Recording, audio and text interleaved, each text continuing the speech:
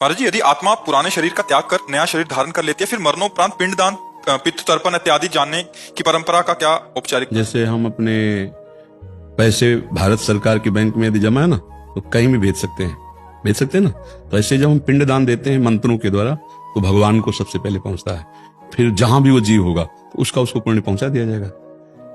हम बैंक में हमारा पैसा हम कहीं भी भेज सकते हैं ना, किसी को भी दे सकते हैं। तो हमारे पितर हैं, हमारे पूर्वज हैं, उनके लिए हम जो पिंड दान करते हैं, दान पुण्य करते हैं, वो उनको प्राप्त होता है। किसी भी योनि में हो, उनकी उन्नति हो जाएगी। जहां भी जिस भी योनि में होंगे तो उनकी उन्नति हो जाएगी, उनका मंगल होना शुरू हो जाएगा। मान लो अशुभ जगह में पड़े तो उनकी उन्नति हो जाएगी, शुभ में है तो और आगे बढ़ जाएंगे। तो हम उनको प्राप्त होते हैं। तो ऐसा नहीं है कि वो व्यर्थ चला जाता है।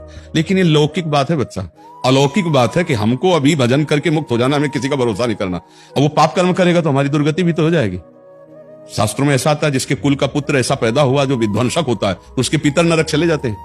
और कुल का पुत्र ऐसा पैदा हुआ पुण्य करने वाला, तो पितर उसके स्वर्ग चले जाते हैं, उत्तम लोगों को जाते हैं। तो अपने को ऐसा जीवन नहीं दूसरे के सहारे जीना, सीधे भगवान के सहारे हो और ऐसा भजन करो कि हमारे को किसी के पिंडदान की जरूरत नहीं, जीते जी मैं भगवान को प्राप्त हो जाऊं। क्यों काय को दूसरे के सहारे रहे?